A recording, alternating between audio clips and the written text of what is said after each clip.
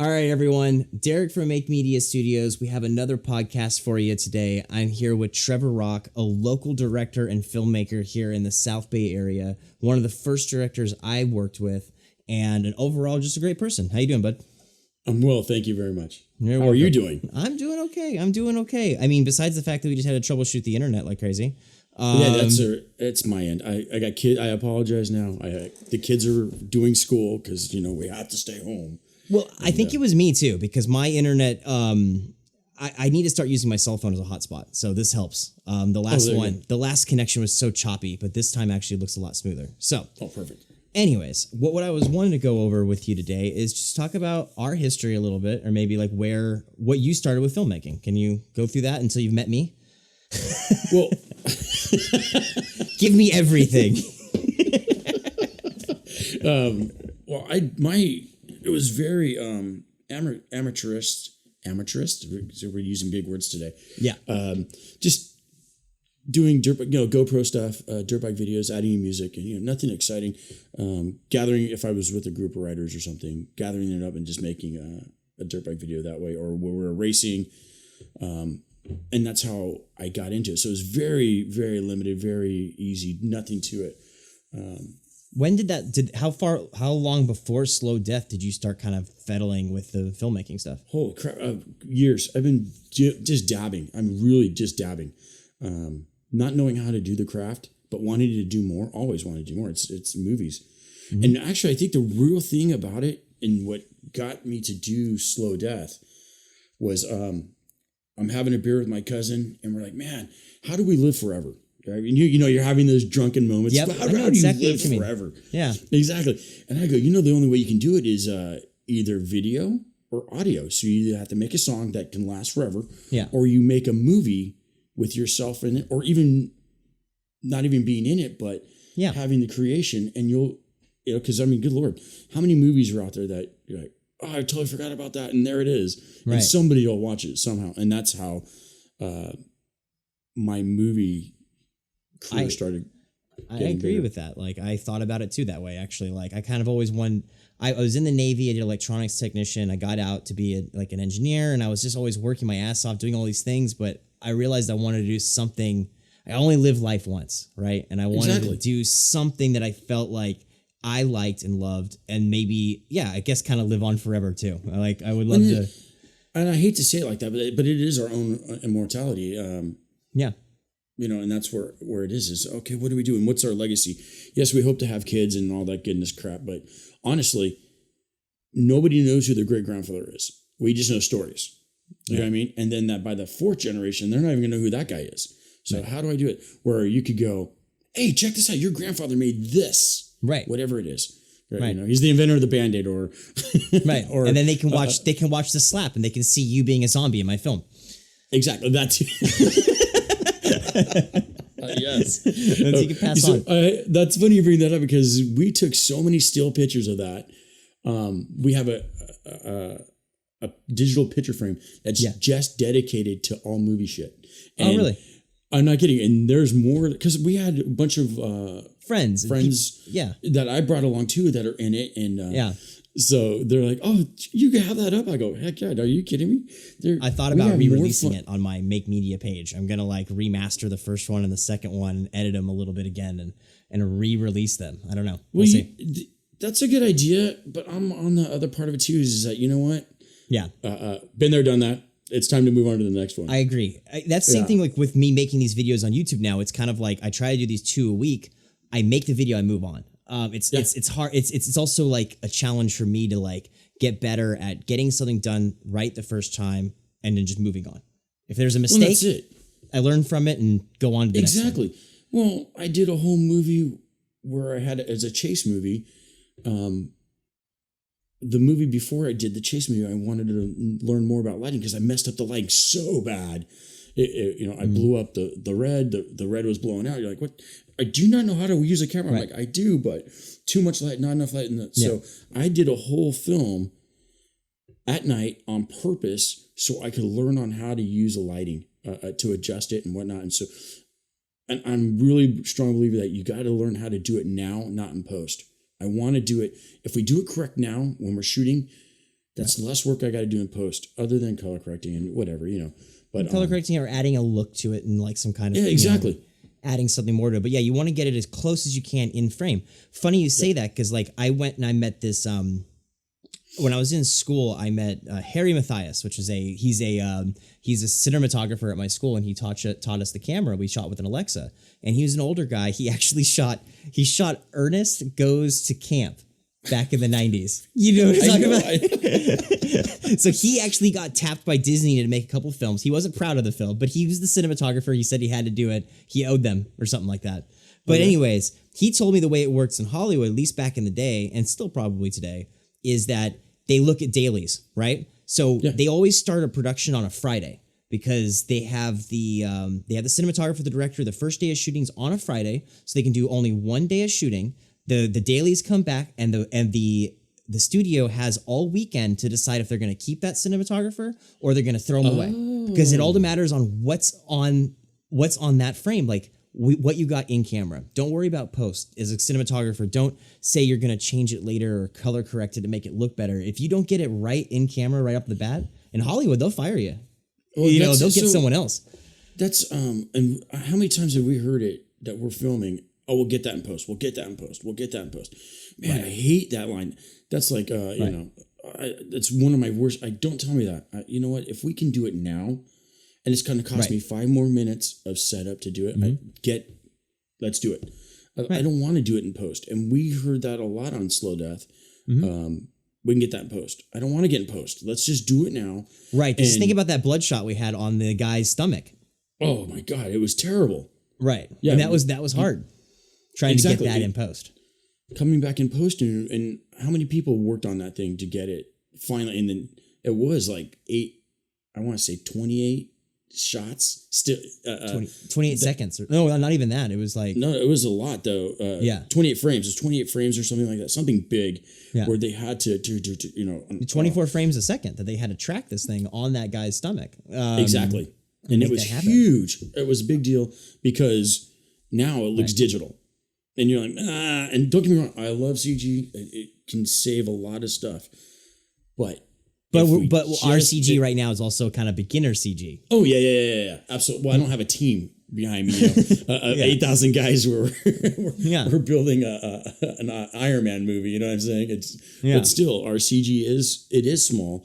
But why? It's the simple details, and it can easily been fixed if I just put more stuck blood to my on guns and go. Right. Yeah. And not doing it in post is a good way to think about it, because you do a lot of practicals. You do a lot of practicals, which I like. Your blood explosions with the air compressor and stuff like that. No kidding. I mean, I've got that. I am definitely a good blood man now. And if wait till you see Samantha's new film, the class one, I drenched the guy. I keep shooting at him. Just keep going. And he's like, I'm not even ready. Just one more. Just keep. No, but the blood thing is getting better, but it's all practice. Everything. This is the worst thing about being a director, is we don't get to practice. If you're an audio guy, you can go into multiple sets and really dial in your craft. You can sit at home and record yourself. That's it. Being a cinematographer, you can go outside and watch the grass grow, and you get to dial in your craft. You get to make it 100%. A director, every time you get on set, you're learning something.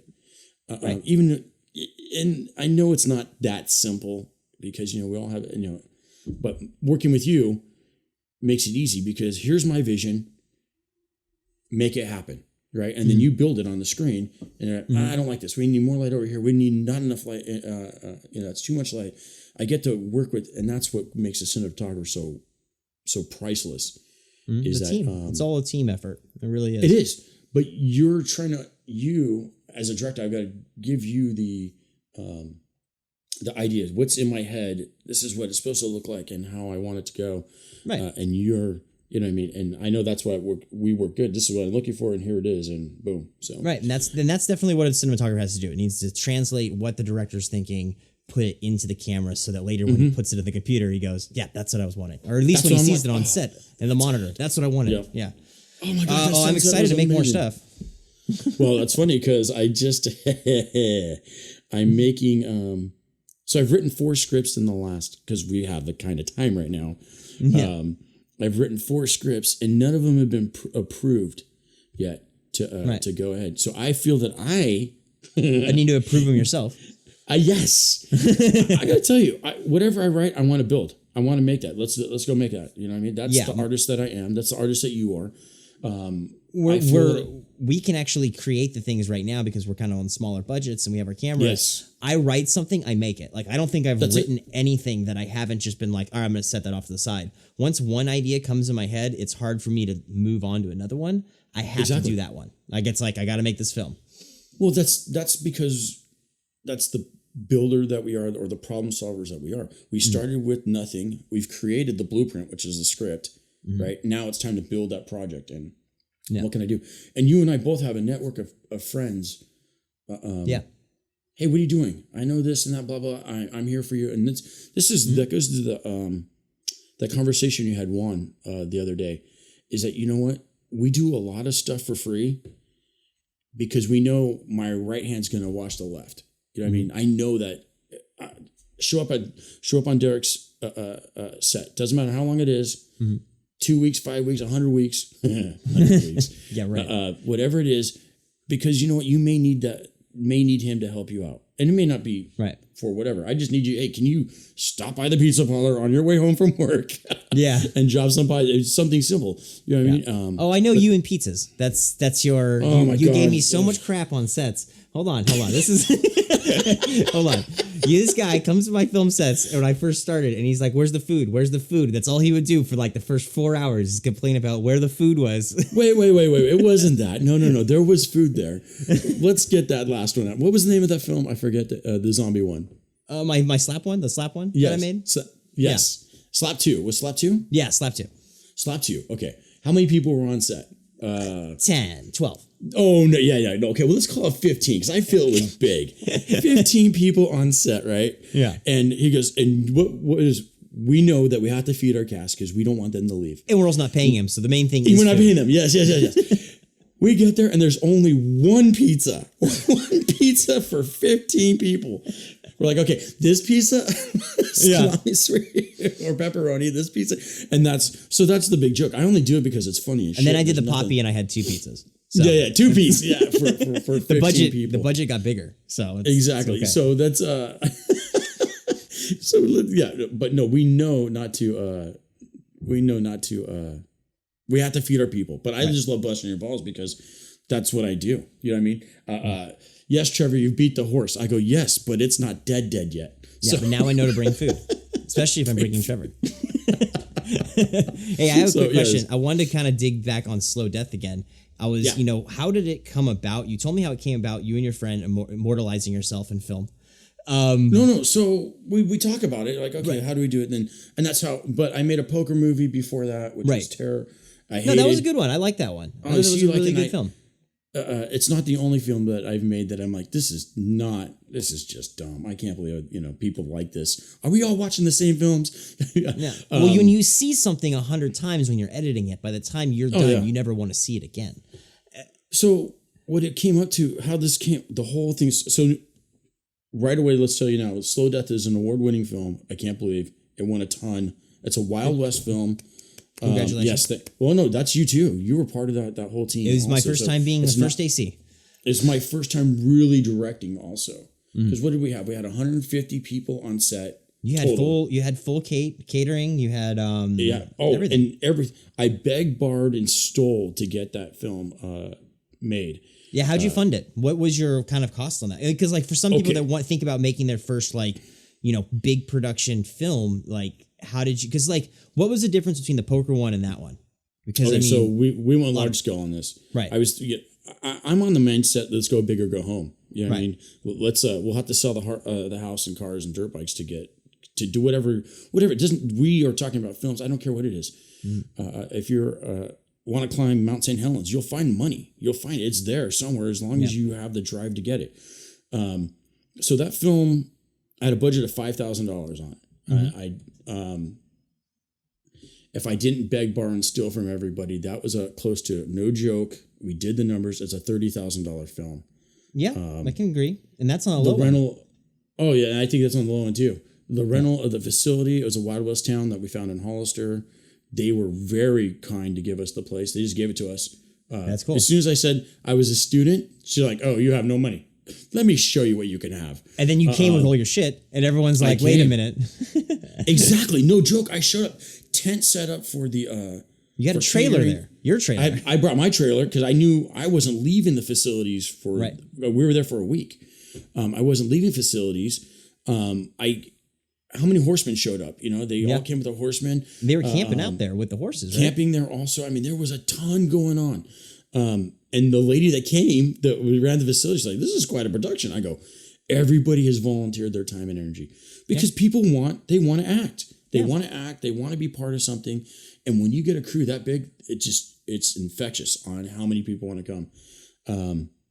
So we were on the set for 4 days. And you just had $5,000 saved up. That's kind of what you had to spend to get it all. Oh, well, I'm an electrician also. So I pocketed it here and there. You know what I mean? So that's what, and that's how I came with the cash is I just pocketed it, saved it up. And I thought we could do it for $5,000. Again, if you didn't know I was stealing from you, I did a great job. Because everything I took, I just put right back. I'm like, "Okay, dude, we got this, and thank you very much." Like, I didn't even know you had it. I just kidding. I was rearranging your cupboards. Yeah, exactly. Let me see that, and I put it back. Yeah.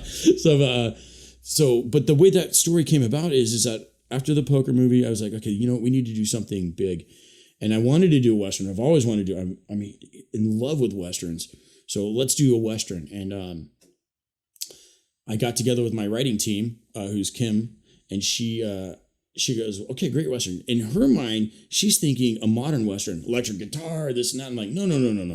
Okay. I'm thinking horses and cowboy hats and period piece. No pickup trucks, a period piece, right? Right. So you would not believe how difficult it is to get a period piece going when you have zero budget. Yeah. $5,000 is a zero budget. You know that. Right. I mean, some of our films, we can be like, "Oh, $5,000. Your $5,000 went to food." Yeah. Well, that's what it was. So out of that $5,000, 3/4 of it was feeding these people. You know, I had 3 squares a day, breakfast, lunch, and dinner for everybody, plus snack food. Yep. So it makes it, your money goes away quick. And then you're like, "Where's the rest of the money going?" Well, I've got to do this. I got to do this. I got to, you know what I mean? Costumes cost, this cost. I got to get this. And, you know, but I had every department in that thing. I had hair and makeup. I had wardrobe. I had everything. I didn't want to, even putting together as the producer / director / grip, whatever you want to keep adding the slashes to. Yeah. I didn't want you to come to me. You have a problem with wardrobe? That's over there. You go see them. Right. They'll help you out. They'll get you handled. And I had a department lead for everything. I mean, it was a full working Hollywood set. It worked great. You got out of it what you wanted. We had the time. We got pretty much all the shots. Pretty much. Well, there's still holes in that film, but I had to make holes. We had to make holes in order to fit the timeline. The time, budget. yeah, exactly. Because what it was. Yeah, but it was a great horror film. A great. It's not really horror.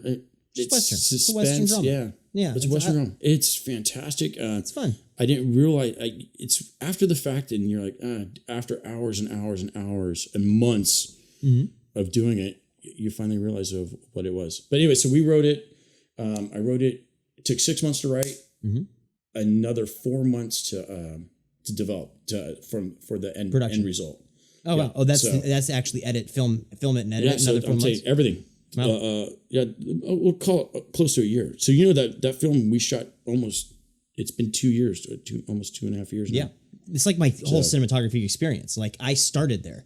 I went to Gav. I had just began. I made a couple films with my crappy little DSLR. I wasn't really doing corporate films yet. That was like my first thing. That's where I kind of met Gio. That's where I met you. That's where I met all the people that I film with now. Was on that set. Yeah. Well, that film was just the next step to the next one. Right. So we make little films in order to make the big ones. Right. So I've made a whole bunch of little ones since then, and then I've got big ones that that are film festival worthy, I would say. Do you think you think you'll ever go about maybe doing like a crowdfunding type of thing? Ever try to do like a what's that crowdfunding website? I can't think of the name of it, but when you put a pitch out there, maybe film a couple scenes, yourself, and then put a little pitch out there and see if you can get people to fund the GoFundMe thing I thought about too, but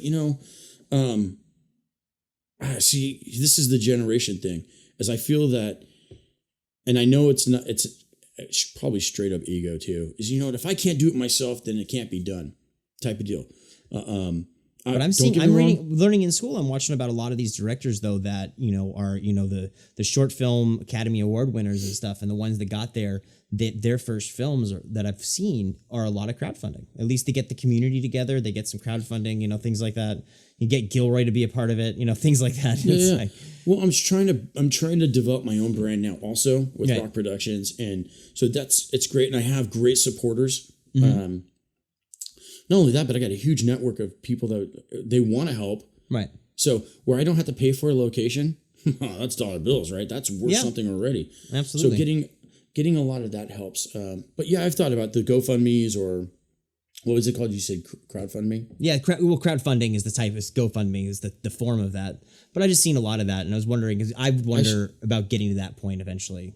Maybe for something in the future. I haven't worked that avenue yet. Yeah. It's got to be, because I got to tell you, there's a group of actors, the Harrison Fords and the so-ons, that I want to work with. And the only way I'm going to do that is to keep doing what I'm doing now, making my short films, and just start pumping them out to the film festivals. Yeah. So, you know, you don't think about doing any type of YouTubing, any like of distribution online? Well, I do. I have my own podcast. Ones. Yeah. But everything I develop, I put right onto Facebook. Yeah. But, excuse me, not Facebook. Facebook, YouTube, Twitter, it's all on there with my channels, but nothing like you're doing now. You're creating something totally different.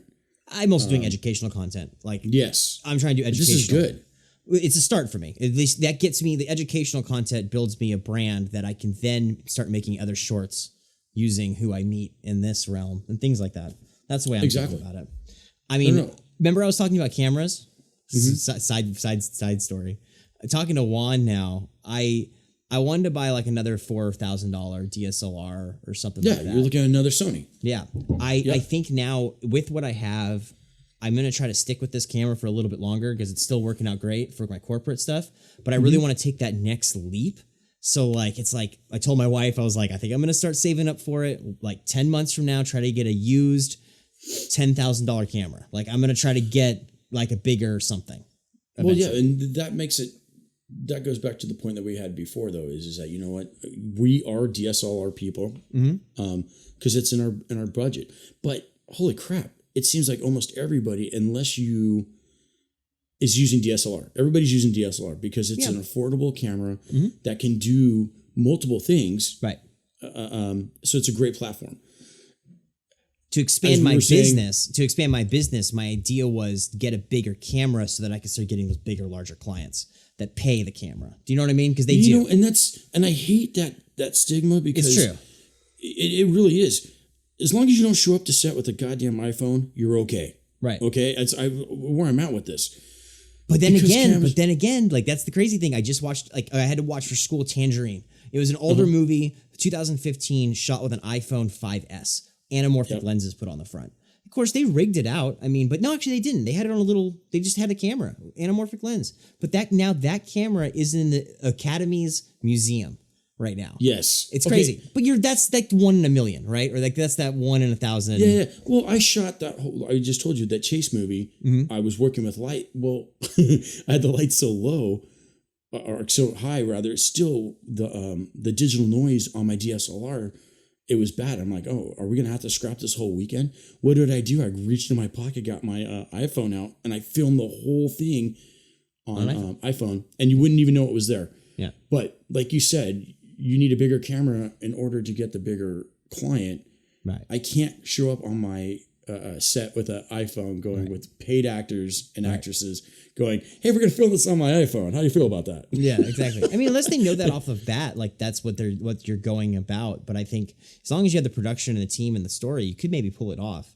But for me, corporate wise, to make the money on my business side of the house, like I work with these guys, a lot of camera operators in the corporate world that shoot with Sonys, FS5s and FS7s, $3,000, $4,000, maybe $7,000 cameras. So my mind is if I get the $10,000 Sony, that's a little bit better than what they have. I know that they rent from each other And they also call the other ones when they need gigs done because they know the camera can give them the quality they want. And maybe at that point I get a bigger camera. I can go, hey, I got this camera now. One, the camera can actually be rented out to commercial shooters if I'm not even there. So the camera can make money on its own without me even going with it. And also I can go with it and make a little extra. So we'll see. Like that's where I'm thinking. I'm just talking about it now. We'll see what happens. But and I'm right with you on this because I'm ready to upgrade mine. My camera's probably close to 5 years old. It shoots at 1080 HD. Yeah. That R5. I'm looking at the Canon. I think it might be $399. They haven't put a price point out yet, though. I thought it was going to be about $2,000, but some people are predicting. I'm thinking $3,000. I thought it was $3,000, and but I think that's my next camera. It shoots 120 at 4K. Not that I'm into any. That's not my art style. I'm not into slow mo. But if you want to do like montages or you want to do like anything, I know, you can do slow mo shots.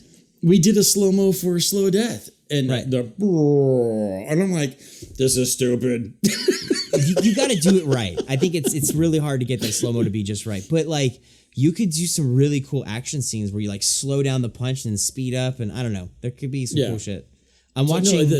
I got an idea for a new segment, part of the podcast. What are you watching on Netflix right now? What do you? I've watched all of Netflix right now. Thank you. All of it. You have too much time. This COVID is killing us, and not literally. I'm just saying, it's just like, oh my gosh, what else is there to watch? Okay, I got to tell you, this is how slow. I'm a film guy. I want to watch movies. I don't like. I hate reality TV. And right now, I'm watching Married at First Sight. I swear to God, it's the most. And I've heard of it. People. Oh, my wife's. We're shocked. We're on a walk, and I'm telling her about this reality show, and she's just laughing her ass off at me because I make fun of her because she watches Real Housewives and all this other crap. And the story got you, or at least it did. I'm like, oh my God! And I go, honey, she's just laughing her ass off. I go, you're an idiot. Of all the films, but the two films I just saw that are on Netflix right now, and I got to tell you, and I watched them in this order, was Extraction first with. Oh my God! Did you notice that it was kind of a one take? The whole action section. The whole action scenes were amazing. So much so that I went and watched how they did it, and I go, I got that car. I can do that. You know, put me on the hood of your car. Put me on the hood of your car, and we'll come to a stop. I'll get off the hood of your car, get in the back seat of a car, and then we'll drive off. They just took the camera and they just put it inside the window, and then there's a cameraman inside the car. Yeah, they got up and grabbed it, and then and just handed it off. And then same thing when they turned it around and went through the broken glass. Did they do that too, like that? Because yes, exactly. Same way. Must have been a guy there who just grabbed it and go out. I think they're taking notes from 1917. I agree with that. That's what I thought. I told my wife, I was like, 'cause she saw 1917 with me, and I showed her this, and I was like, look, they're cutting it like 1917. I love those one take. I love those one takes. I really wanted to do it when we did Fistful of Blood with the martial art film. I wanted the one takes, and if you don't, you know how many. It's large production. You have to have everything going. Yeah, it's crazy. Huge. Because our hallway scene had to be cut. There was no way around it, and I'm like, and I think it can help. I love long takes. Yeah, I love long takes. I want you to see the action develop from start to finish in one shot. Like you were actually there, like, oh my God, this is happening. And you're running down the street and, whatever. You have to have like a really good wireless system for the camera and you have to have a first AC that can pull focus like a madman. Because you're running around with that camera all over the set, and that first AC's got to be just like right there, making just minute changes. Because if you notice, they were in the car, focus on them, then it would focus outside when the action was happening outside the glass. It would focus back on them. The camera would turn around. You would then focus outside the back. The focus pulls were crazy. And then he slams the kid down and he shoots out the window. Boom, boom. And you're like, what the hell? That was great. Yeah. So I saw that one. So I'm already amped. I'm like, all right, we're watching a rad movie. Yeah. Good twist at the end, I think. Fantastic. And then I haven't got to the end. Ruin it. What's that? I was watching it before the podcast. I'm like, oh man, they all die. I do ruin it for you. Damn it. The city blows up. What was that TV show you were talking about? I'm gonna watch that. The city blows up. James Bond comes in. Oh, it's crazy. Millennium Falcon swoops in, and then like the whole Avengers thing happens. The end game. That's exactly Ethan Hunt. That's funny. James Bond and Ethan Hunt come in. James Hawk and Ethan Hawke. But Den of Thieves is the next one I saw after. I haven't heard of that one. Holy crap. It's out there. And again, I'm very bad with names, and especially I should know names. But Me too. Ice Cube's son's in it. Okay. It had an amazing twist at the end. At the end, you're like, and I'm telling you, 2 minutes before the end, I go, I know what happened. I got it. I know how this is ending. Yeah. It was fantastic. And because being in film, we generally know how endings are going to go, right? Right. We know how this is going to go. Especially, oh man, I don't want to ruin it for you. It's fantastic. Den of Thieves.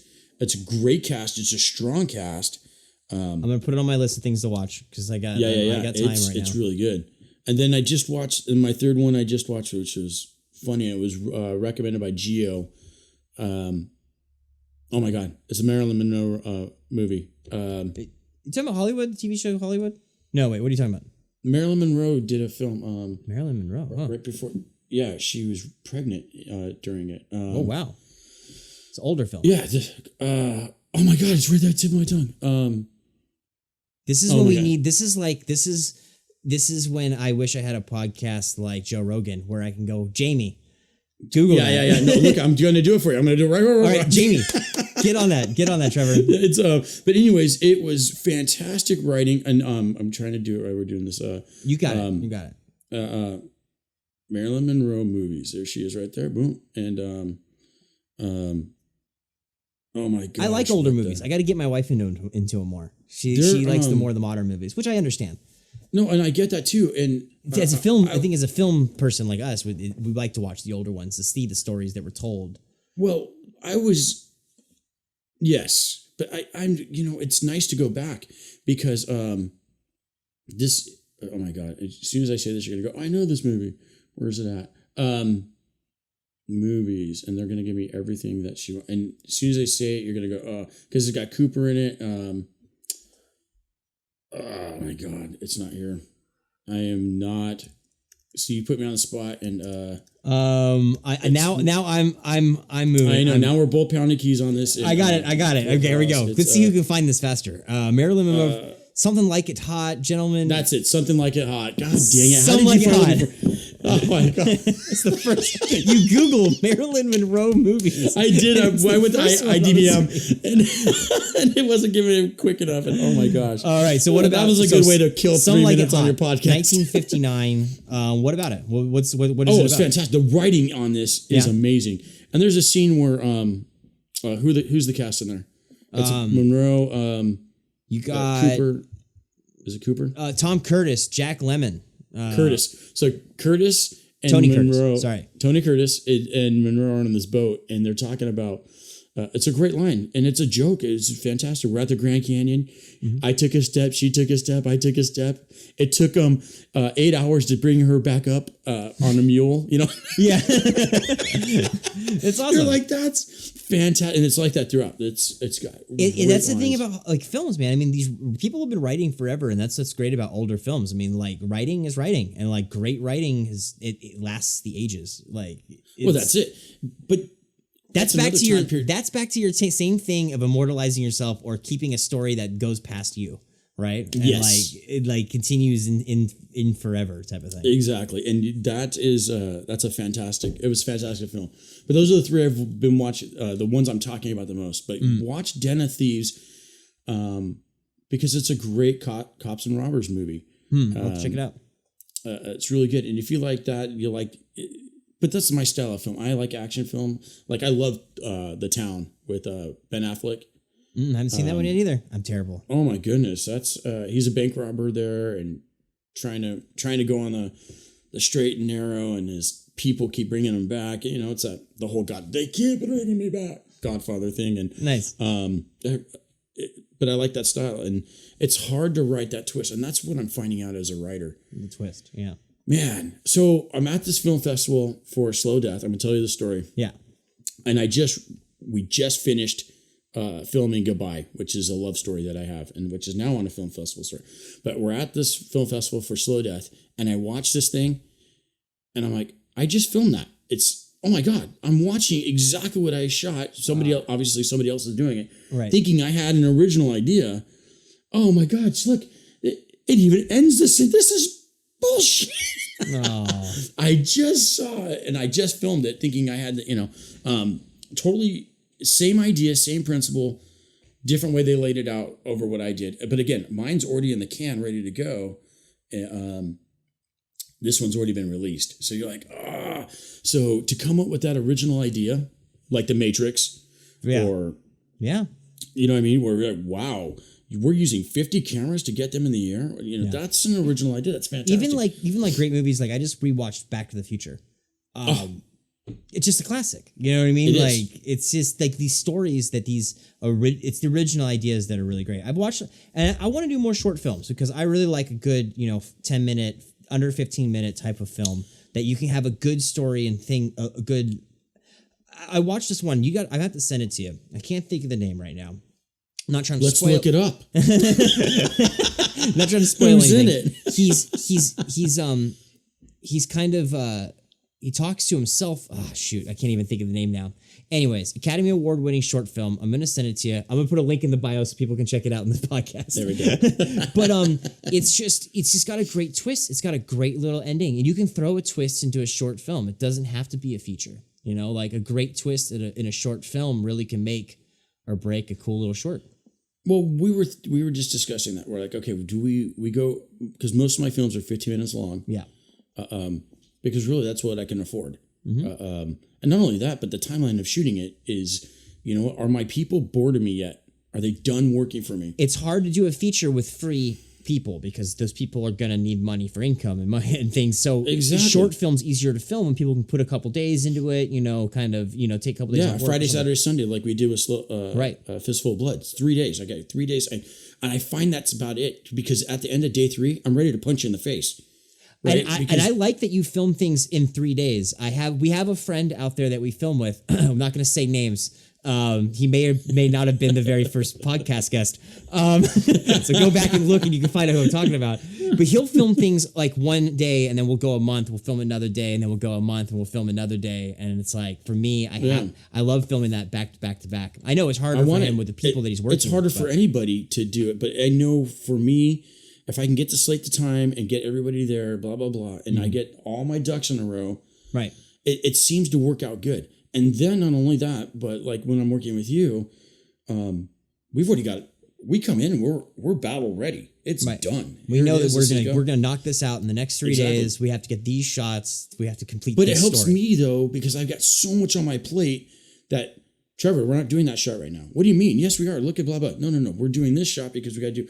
In order, like we have time. Yeah. We're here. We need to shoot this exactly. Next. Yeah. Oh, whoa! You're right. We did talk about that, and I'm looking at my notes, and then sometimes we even find things that like you're like missing. You're like, hey, you don't have a transition from here to here. Let's just pick this up right here. Okay. Oh, we can get that. Oh yeah. Or you know what? Now that we got our, this is the best part, because you know this as well as I do. If we're on set and people are just throwing ideas at you, right? Like, shut up! I only want to talk to this guy and this guy. I don't. I know you have all great ideas, but you're gonna have to feed it to one of these guys. For the last 4 months when we're in production. Feed one of your ideas to one of these two people here, and then they'll tell me. But I like the idea though. At the end of like, they slide you a piece of paper. Here's an idea why you're here. Yeah. Well, in my world, let me get my shot list done first, right? And before we tear down this section of set, we can do your shot. Right. You know what I mean? And we got the time. Let's do it. We're on the time. We're on. This is what I love. Yeah. I hate being behind schedule. Oh my gosh. I want to be on time. If I work this hard to get to this point, I want my crew to work as hard so we can get out of here early. I would rather go and have a drink with you guys at the end of the day. You know what I'm saying? Right. Instead of going, he's an asshole. We worked 14 hours. I don't want to get a drink with you. I want to go home.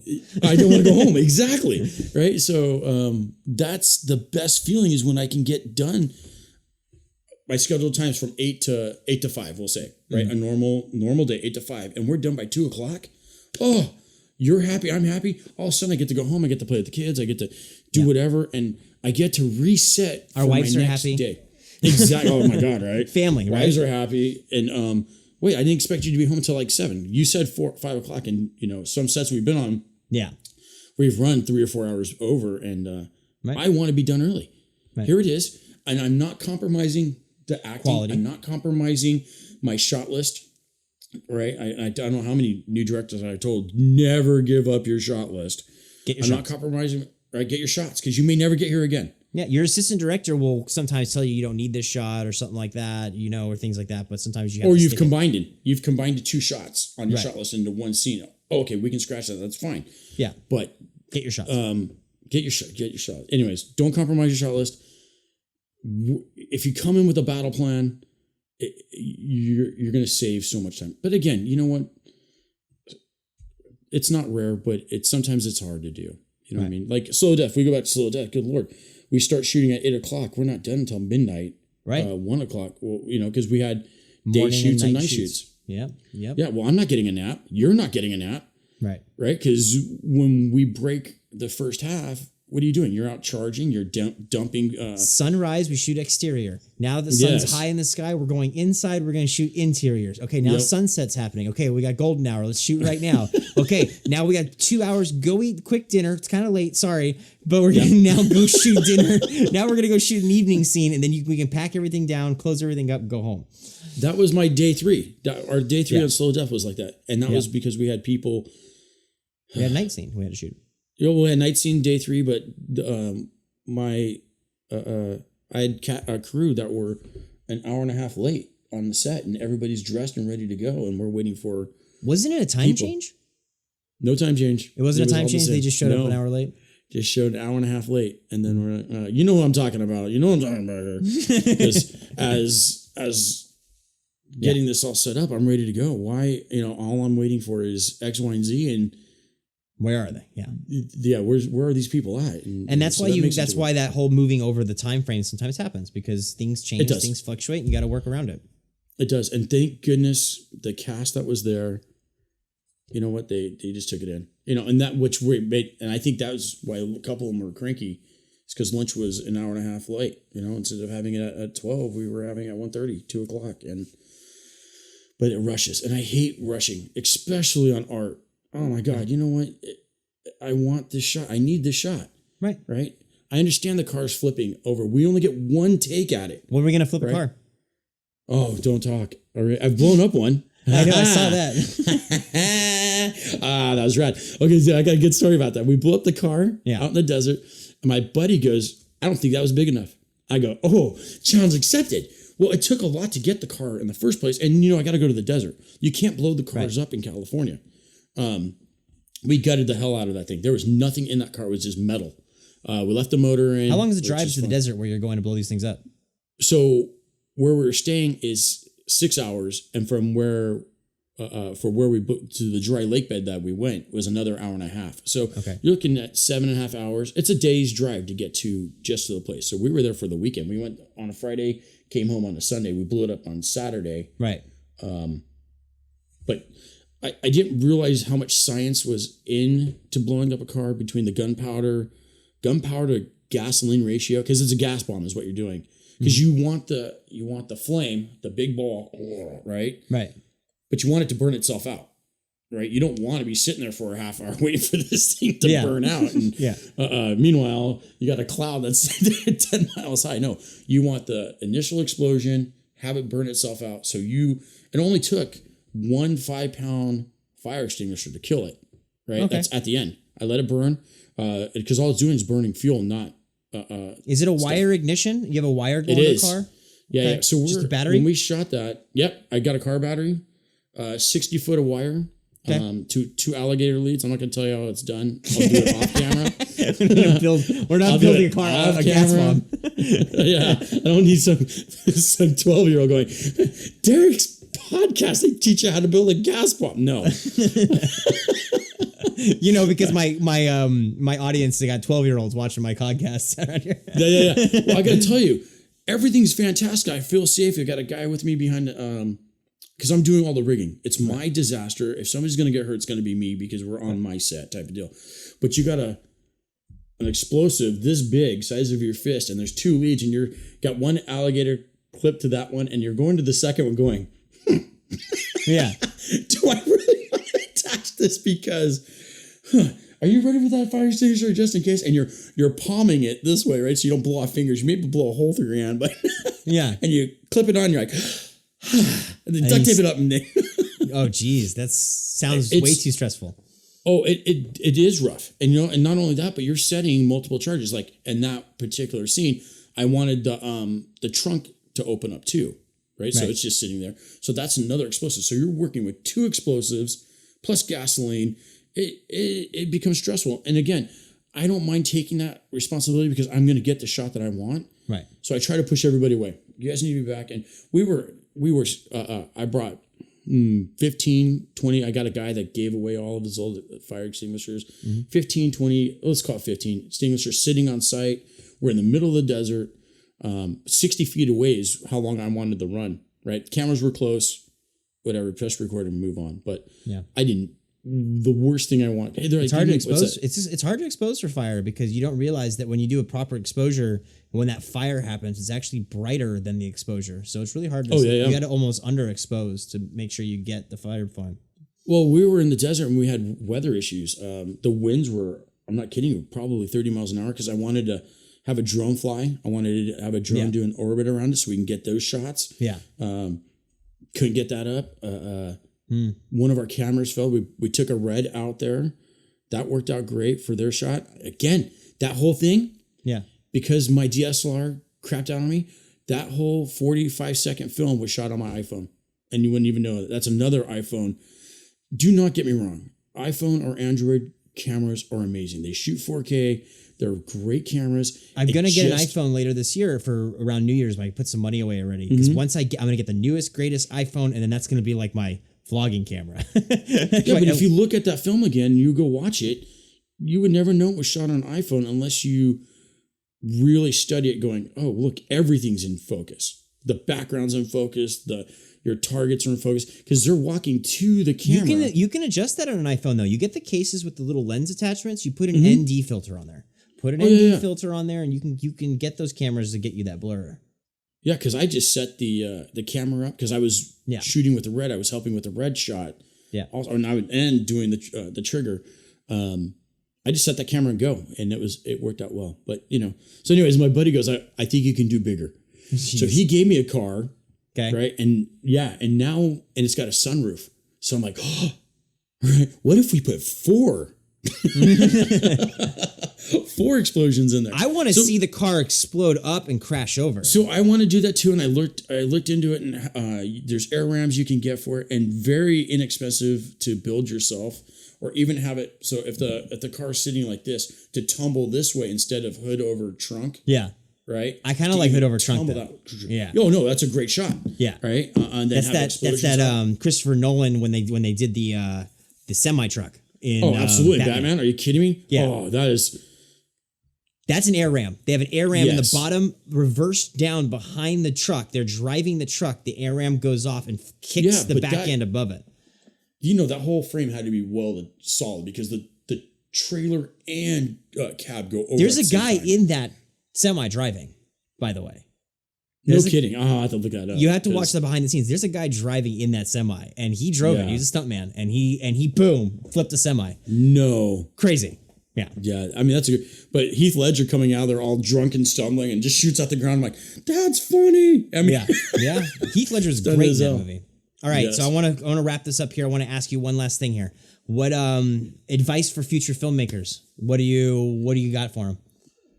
Okay. Right away. First thing, write. Keep writing. Write. Like you just said, I wrote 4 scripts and none of them been approved for a feature that we're trying to do this summer. Mm-hmm. None of them have been approved. Yeah. It pisses me off. I got a comedy. I got a horror.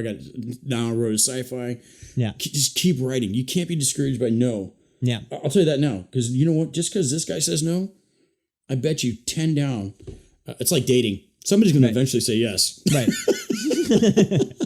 Somebody's going to eventually say yes. Never say no. It's just like looking for your locations.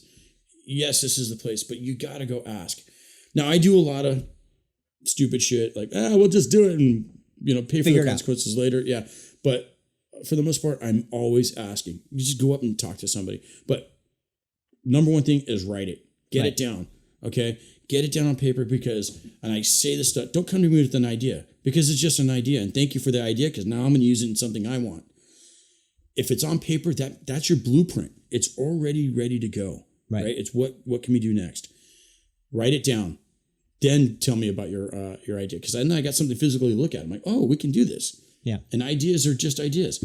I got an idea how to walk my dog. But you know what? Who cares? Nobody cares. It's just an idea. Well, I'm going to be coming at you with a script here pretty soon. I'm going to help me make. So. My big thing, though, is get there out. Doesn't matter how big it is. Do it. Get out there and do it. You know what? There's too many people out there that are freaking couch jockeys going, I can make a movie. You know, but they're not doing it. It's hard. They're not. You know what I mean? It's problem Even solving. if it is the crappy little film. I don't say crappy because all of my films are art. Your films are great. No, there's some, I'm telling you, some I'm just really bad. But it doesn't matter. Get out there and make it. As an artist, we're hard on ourselves. That's what it is. Yeah, absolutely. But you just heard me say it. I've shot on DSLR. I've shot on Red. I've shot on my cell phone. Mm-hmm. We have devices that will capture it. You know what I mean? Right. And do not hesitate to use mom and dad. You have to use the people that you have. The acting may not be where you're at, especially if you're starting. Right. Use them. Because eventually you're going to go to where I think you and I are now, is that my budget now, I got to pay people because I need this caliber of acting. Yeah. You know what I mean? I need you to show me the emotion I'm looking for. You are pissed and hateful, and this gun is going to answer all your problems. That's your stories right there. Summed up. There it is. You know, that's half my movies. Well, that's the big joke, right? You're pissed off, you're angry. Take that gun and show me what you're going to do with it. Exactly. So this is the great thing about filmmaking. I've killed 27 people and haven't gone to jail yet. You know what I mean? Yeah. There you go. So you're fulfilling fantasies in yourself. Okay. Exactly. It's like video games, right? Where else can you be a mobster? Maybe get to fly a plane or any of that. But in film sets are fun. They're the best place to be. When you're there with your friends, working, making something, it is very enjoyable. And those are the moments you remember and you want to do more. Well, I didn't realize that, drama people, you would think are like, oh my God, they're just stuffy and this. I mean, they are the smartest people. You would, you know what I mean? You got to be great smart conversations. To be an actor. Yeah. And I really enjoy surrounding myself with this group of people, especially with, I hate to say this. Our South Bay film community that we have kind of going on. It is. The problem is with me is it's addicting. It really is. With all the pissing and moaning and griping and groaning and this isn't the shot that I want. We need to do this. And at the end, you're like, we're not even done with post and I'm ready to make another one. You know what I mean? You're like, when's the next one? That's true. When's the next one? When's the next one? And so that's it. Right. Don't take no. You just got to go. Because you know what? Just because Derek says no and I say no doesn't mean the guy next door is going to say no. Right. You just got to keep doing it. And you'll find a way to do it. We can't film everything. We try to. But like I know a lot of people approach me or approach you for projects or ideas. And sometimes we have to say no, which kind of sucks. But that doesn't mean they should not make it. They should go. No. Yeah. Exactly. That's the hard part. And now that's where I'm getting it. And it's not even a big career. It's just I'm having fun and I'm getting approached. Let's make this. Let's make that. And like I said, you're like, I don't know about this. Because even though it's got to be a good script, it has to be a good script. Mm-hmm. It may not be Hollywood good, but it's got to be, you got to entertain the reader, first of all. If the entertainer is not laughing at your jokes because it's a comedy, maybe we need to rethink of the script. And that's the hard part. You know what I mean? And I am by far It's plucked and we're fucked. Yeah. On set, when I heard you laugh, I was like, I wrote a good line. Line. Well, what are you talking about? I love the combo wombo. I still use it. Yeah. Did you order the combo wombo? Yeah. The pizza, right? Because back to the wombo pizza combo. Did you get wombo combo? Did you order the wombo combo? It's a wombo combo. I did it to the kids. Are we ordering wombo combo with pineapple? They're like, yeah, wombo. Because Caitlin loves that. She's like, that's some funny stuff, Dad. I go, that's I'm good excited writing. to write more things and make more things. We got future projects ahead of us. And it's good talking to you today. Fantastic. Thank you for the invite. I'm glad we got the internet working finally. Yeah, absolutely. Well, hey, we're going to have more podcasts in the future. You're definitely going to be on. All of his information and YouTube channels will be linked in the description here, so you guys can check out his work. Follow him on social media. This was Trevor Rock here as a director in the South Bay area. Any last words? Oh, no. Thank you very much for having me, and this was fun. Definitely. All right, everyone. That's it. Got nothing. And write more. Just write. Keep just writing. Just write. Okay, we're out. Here we go.